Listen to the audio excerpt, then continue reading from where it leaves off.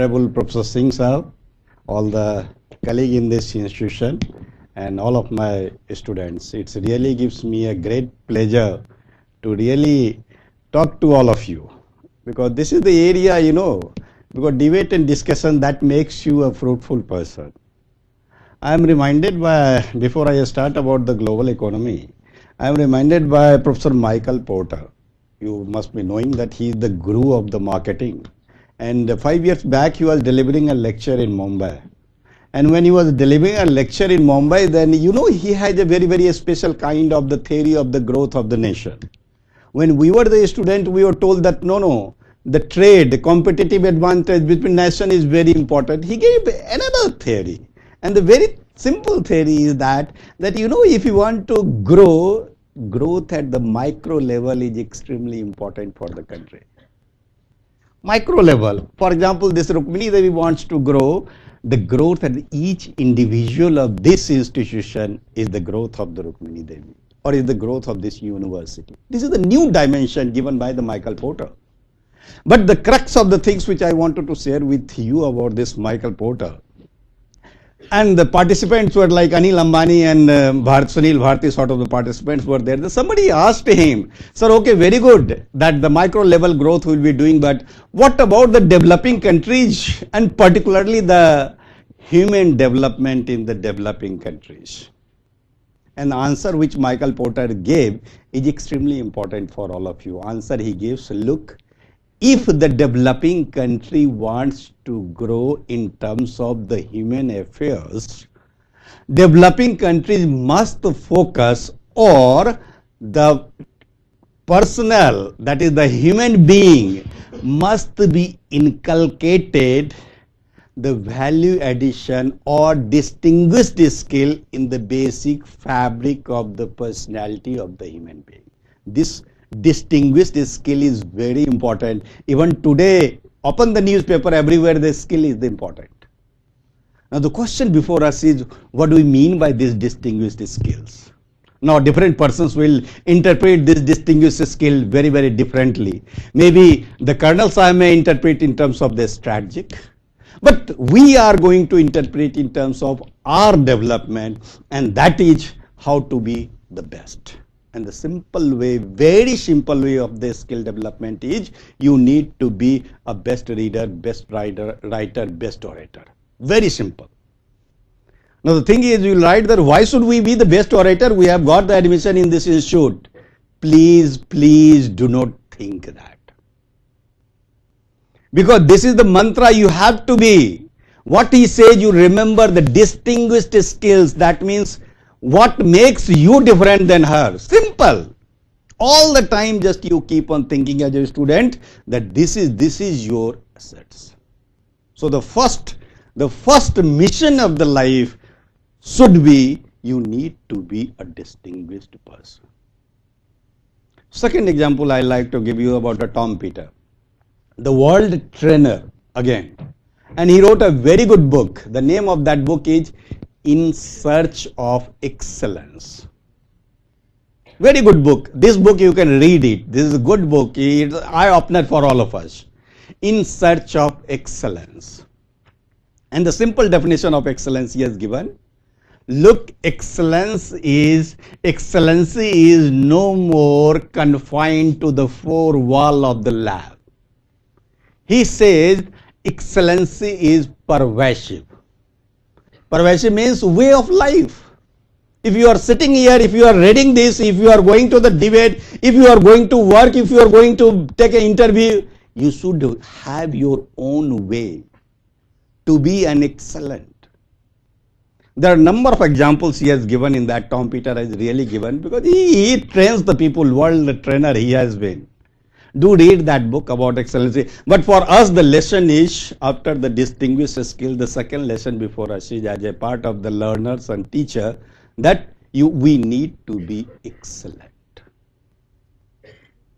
And now how you can just acquire this excellency, you need to have the passion for this. Simple.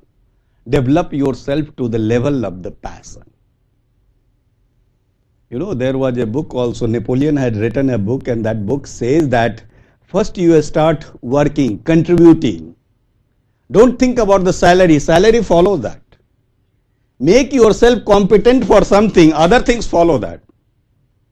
Passion also says that you need to have the passion. Other things will follow. Got the second thing about excellency?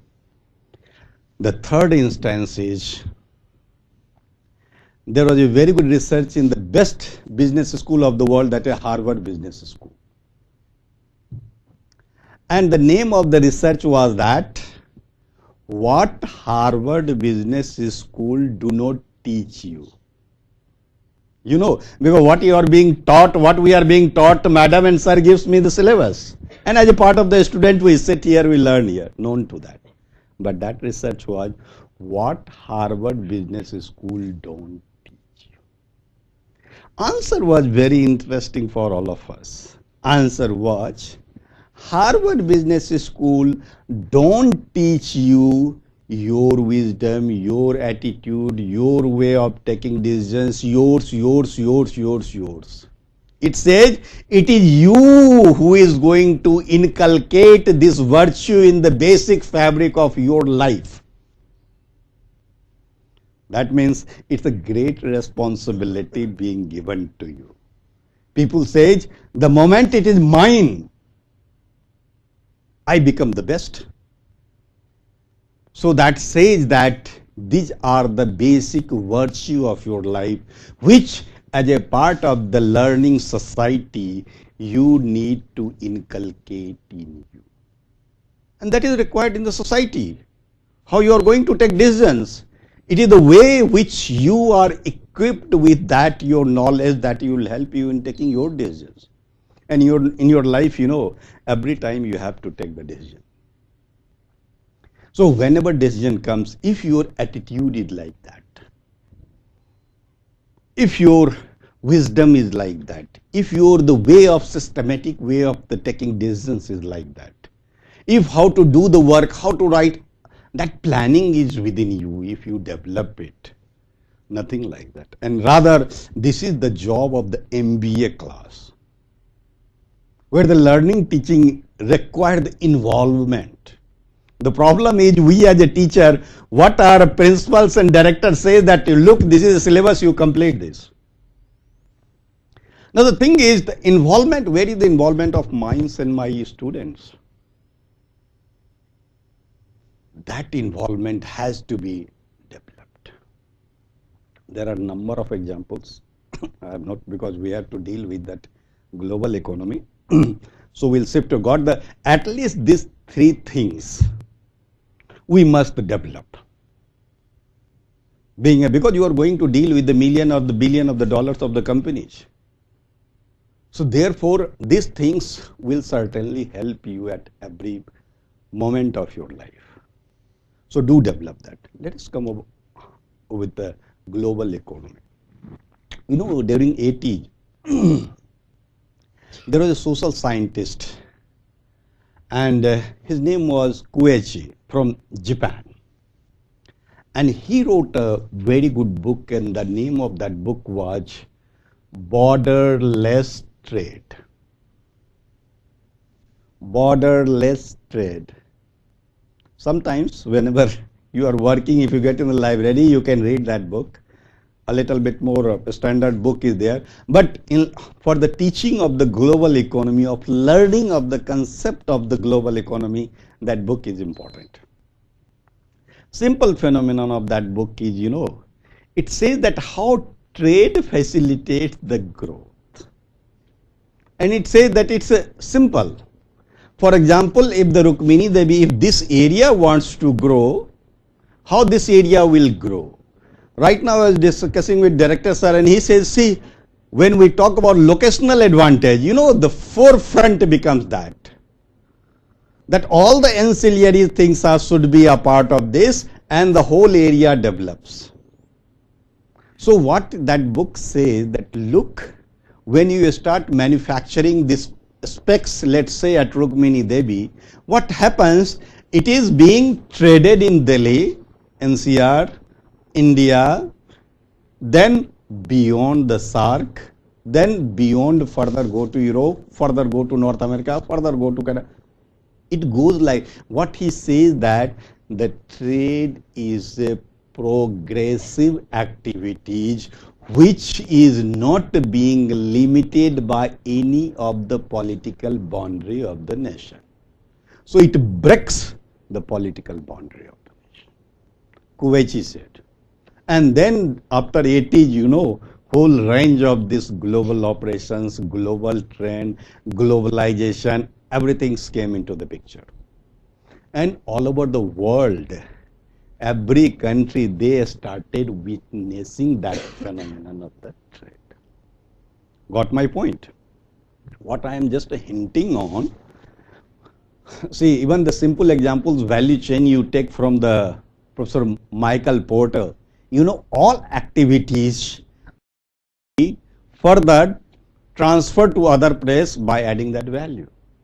What we are just doing here, sitting here, what for we all are sitting here? Just to share this knowledge so that it adds value in me and in you. Mind it is not one-way process, it is always has to be two-way process. The moment it is two-way process, development starts and growth starts. So the same thing this Kuwaichi said, that okay, look, what the focus of the growth should be this exchange. And he had just correlated this exchange with the whole range of the economic growth of the country. There is a book called 80-20. When we were child, you know, our grandmothers and grandfathers used to tell us the story, Beta, these Britishers, they took your raw materials and they marketed your product and they exploited you. That time we did not understand that. That time it looked like a story for all of us. But today we do realize the meaning of this. What 80-20 book says, you know, all over the world what's happening, the 80 to 84% of the resources of this global economy being consumed by only 14% of the people of the globe. Very, very radical statement, but this is true, this is the factual statement. That means majority of the resources being grabbed by very, very limited population. And that is counter. Today also you see, where is the growth? Just you can't see Western Europe, North America, Japan. This is called triad. We are just adding Southeast Asian countries already there. Well, let us add New Zealand and Australia.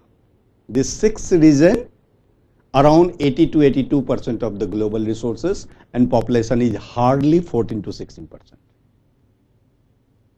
Just imagine that majority of us, where do we fall in that 86% of the population we have to comply with only 14 to 15% of the global resources. And this is the world scenario. Now the question before us since the very beginning of my childhood comes, after all, why? Then the answer is from another book, that is 80-20. 80-20 book says, you know, when you put your input 80%, and that happens so. As a student, when we see that when I was studying in the Lee School of Economics, this international marketing, that time the books, I never understood that. What is the concept? And today when I am teaching, I do understand that concept. That means how you increase that 80-20 principles. We say that 80% resources, when we apply, hardly 20% we get out of that. Simple language, in a very, very simple way. So 80% time when we devote, outcome before the student is only 20%. You just imagine. So that means what is before us? If you have to take the decision, what you can do?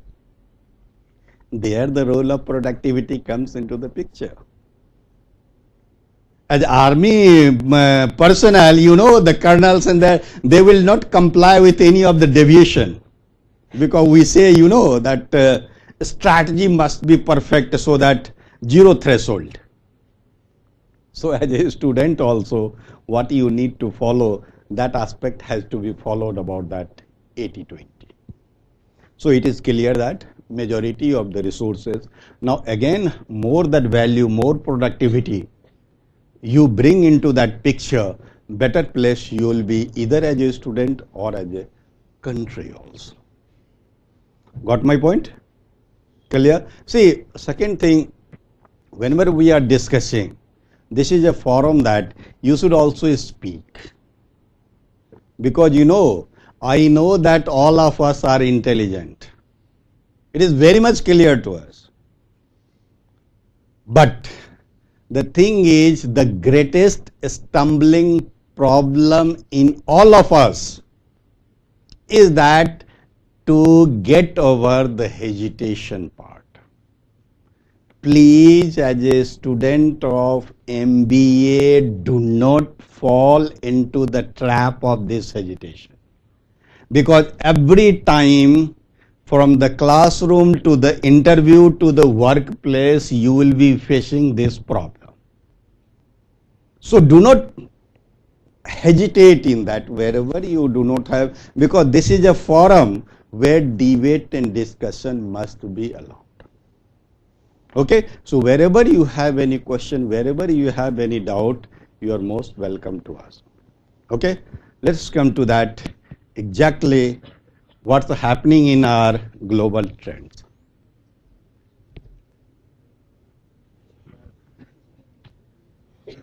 Thanks.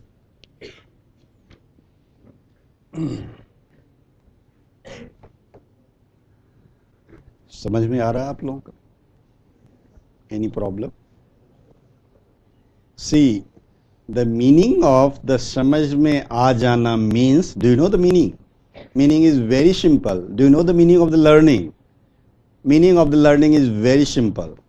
Simple in the terms, the moment I go out of this room, when I say the value addition, you must feel there is a value addition in your personality. This is the meaning of learning. I am not telling, this is the dictionary meaning. Learning means change. Go and open the dictionary. Dictionary says learning means change. I am using the prefix constructive change. Let us add the suffix also in personality. Got my point? So dictionary meaning of learning is change. I am using the prefix constructive. Let us add suffix also in personality. So the learning means constructive change in personality. And constructive change in personality means, if right now we are discussing, when I am out of this room, your personality must change. This is the meaning. So try to when this is the meaning, try to imbibe that also. Clear? Now let us come to the right now, how world economy is behaving right now. The first change in the world economy is there has been substantial increase in production, trade and investment. All three are very much related: production, trade and investment.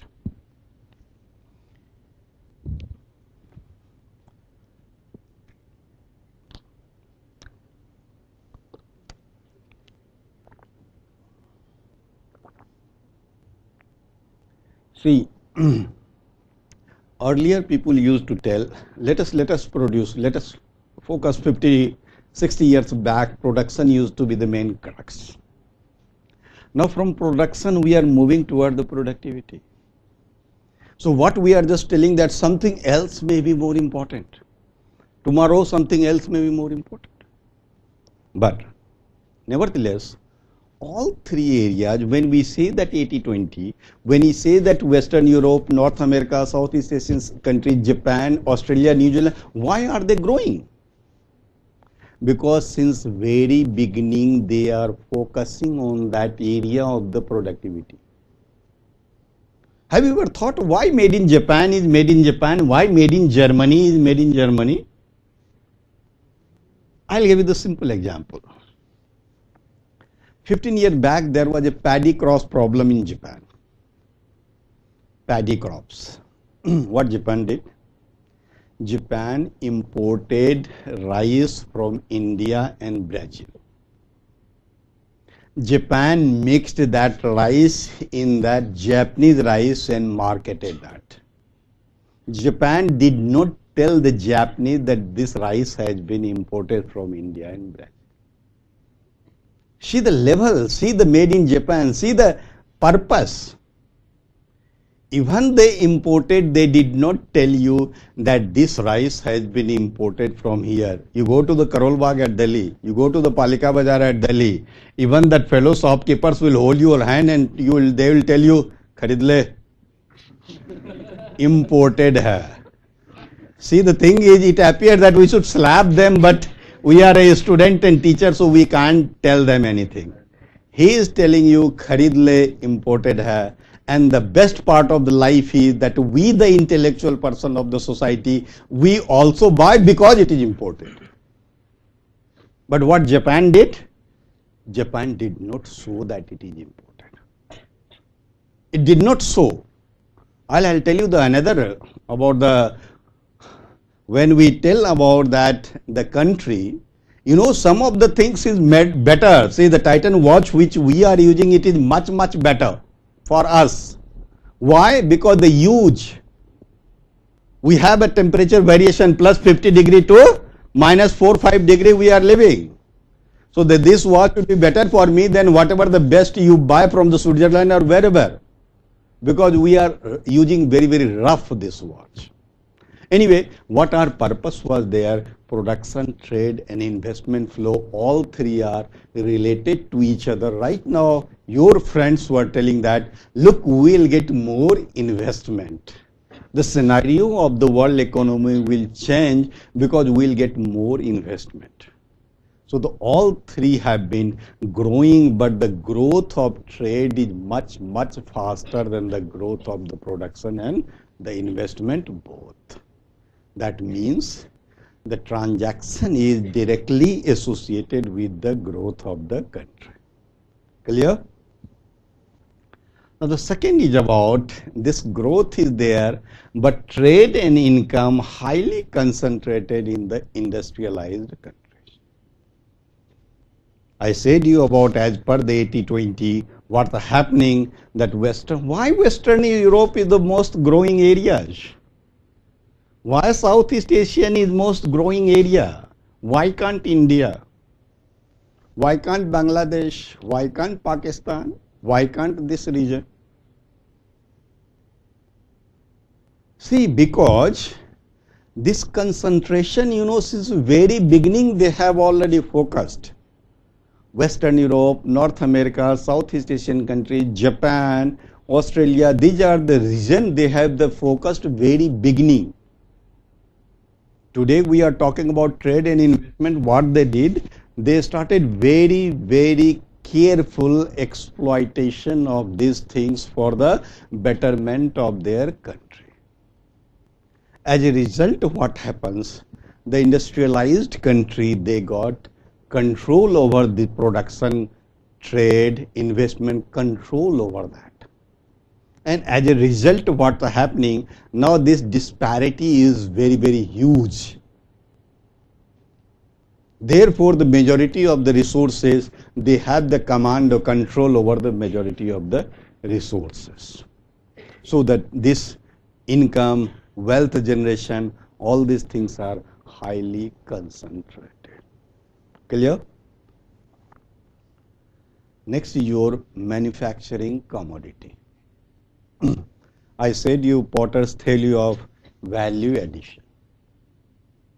Now you know the thing is, more you focused on this aspect, the better would be the economy. More you focus on this aspect of the manufacturing of a commodity, the economy will be in a much, much better position.